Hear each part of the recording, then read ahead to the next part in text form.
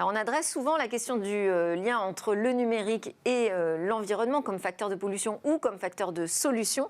On réfléchit un peu plus rarement à la question de l'impact de l'urgence climatique sur la protection des données et les libertés. Et là, on a une série de 6 fictions sur ces sujets de numérique et transition écologique qui ont été conçues et écrites par la CNIL et mon premier invité. Bonjour François Oust. Bonjour. Alors, vous êtes un passionné de nouvelles technologies depuis toujours, surtout sur la façon dont ça modifie nos vies et notre quotidien. Vous êtes aussi le directeur conseil au sein de l'agence de design digital PlanNet, qui a été choisi donc par le laboratoire d'innovation numérique de la CNIL pour explorer le champ des possibles autour de cette question, une question qui a été posée. La protection des données pourrait-elle participer à la protection de l'environnement ? Comment est-ce qu'on fait le lien déjà entre protection des données et environnement ? Ce n'est pas forcément intuitif. C'est pas forcément naturel de chercher un lien entre les deux. Ce qu'on fait, c'est qu'on explore déjà tout ce qui se dit au quotidien dans l'actualité ou tout ce qui se dit déjà dans le monde de la fiction. Et on va chercher des idées, on va grappiller des actualités, des news, des petits liens, pour se faire une idée de l'environnement autour de ces données-là.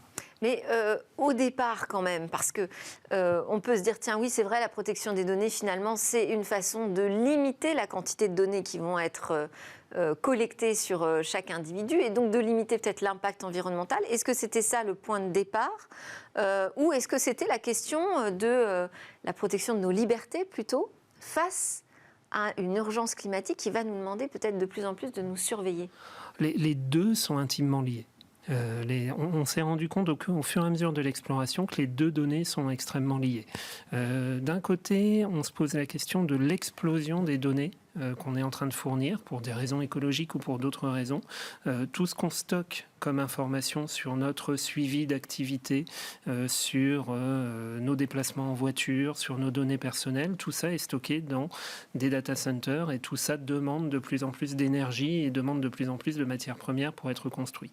Et de l'autre côté, on se rend compte aussi que si on n'a pas une visibilité sur la pollution qu'on provoque, si on ne connecte pas ces données, on ne peut pas le contrôler non plus. Et on est aussi incapable de savoir réellement si telle démarche est plus écologique qu'une autre. Donc c'est un outil de mesure ? C'est à la fois un outil de mesure mais aussi et potentiellement de surveillance. Alors, ça peut être vu comme un outil de surveillance, ça peut être vu comme un outil de contrôle. On l'a vu dans certaines de nos fictions, on l'a imaginé dans certaines de nos fictions. Mais aujourd'hui, on est à mi-chemin entre est-ce que c'est utile poussé jusqu'à quel niveau, est-ce que c'est contraignant ou est-ce que c'est pas contraignant. Alors moi, ça m'a fait penser à une autre fiction qui a été menée par les Jurisnautes, une association qui organise des procès fictifs et qui s'est justement intéressée à cet enjeu de surveillance lié à la donnée qui permet de mesurer notre impact environnemental. Mais là, ils ont abouti vraiment à une dystopie. C'est pas dans ce que j'ai lu dans les 6 fictions qui ressort de ce que vous avez produit avec la CNIL, c'est pas du tout le sentiment que j'ai eu, c'était beaucoup plus mesuré. Alors, on a essayé d'éviter l'écueil dystopique, même si on ne fait pas une vraie fiction, s'il n'y a pas un petit danger, s'il n'y a pas une petite menace autour de la fiction. Mais on a essayé d'éviter le plus possible l'écueil dystopique, et ce qui nous a surtout intéressé... Pourquoi, justement ? Alors, pour lui donner plus d'ancrage dans le réel, dans le concret ? Oui, complètement, pour être un peu plus dans le quotidien. Ce qui nous a intéressé avant tout, c'est pas la big picture, c'est pas le projet sociétal, c'est le quotidien des gens face au dérèglement climatique et face à l'explosion technologique. Comment je vis en quotidien, comment j'organise mon mariage, comment je vis un dépassement de quotas, comment je cherche un emploi dans un monde où on mesure mon empreinte carbone, où celle-ci est visible, et dans un monde où la technologie est omniprésente. Et alors pourquoi ce choix de la fiction ?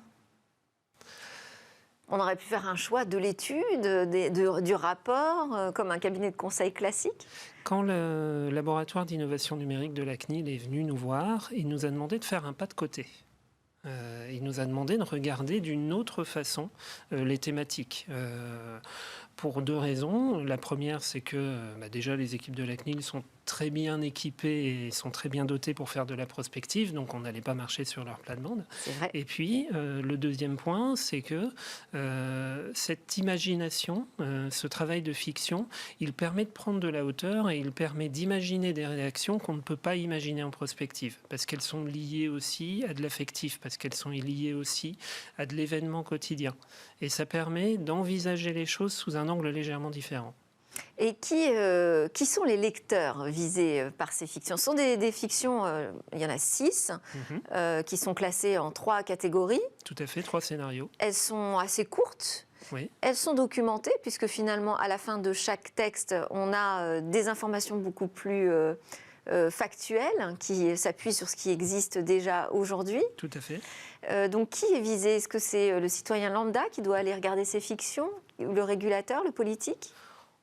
Je dirais un peu des deux. L'ambition au départ, elle est surtout de documenter et d'aller plus loin dans la réflexion sur les données et sur l'écologie. Donc elle s'adresse avant tout à des professionnels, elle s'adresse avant tout à des preneurs de décision autour de la question écologique et de la question écologique.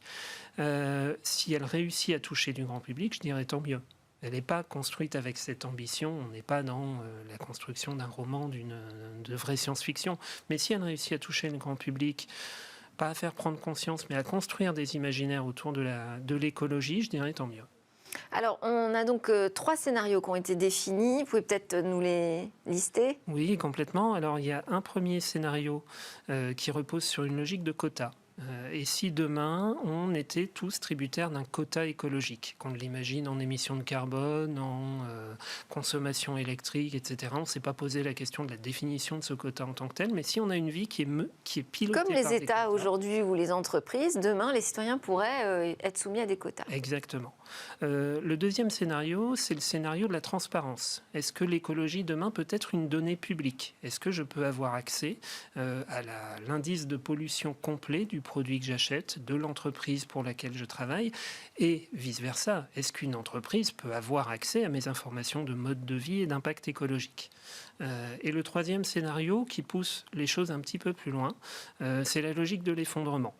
C'est la logique de la pénurie de matières premières et que peut provoquer ces décisions autour de la pénurie de matières premières et du dérèglement drastique du climat, à la fois dans un scénario qui est un peu plus positif, qui est la mise en place d'un recyclage à très très grande échelle pour l'électronique, et puis un scénario qui est un peu plus, on va dire, dystopique pour le coup, qui est la fermeture totale d'Internet. Avec des décisions très difficiles à prendre sur qu'est-ce qu'on garde, quelle mémoire on maintient dans nos capacités de stockage qui sont limitées.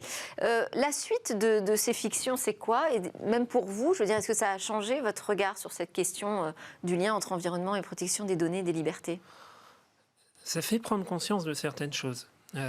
Notamment sur l'impact quotidien de nos actions et sur l'omniprésence de la technologie. Et plus on met le nez dedans, plus on s'intéresse au sujet, plus on se rend compte que les choses sont liées et qu'il y a des décisions à prendre au niveau personnel sur les impacts écologiques. Le deuxième point, c'est qu'on se rend compte aussi, parce qu'il y a tout un volet, on a exploré la science-fiction déjà existante sur ces thématiques, on a été chercher du Blade Runner, on a été chercher Wall-E, on a été chercher des choses qui étaient aussi des pas de côté sur ces thématiques.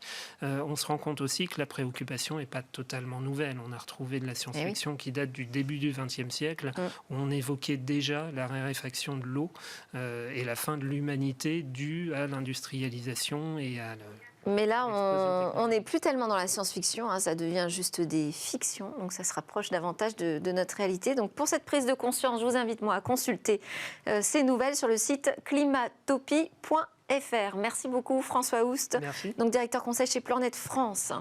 C'est l'heure de notre talk, on va parler de Mon Espace Santé, tout ce qu'il faut savoir à ce sujet.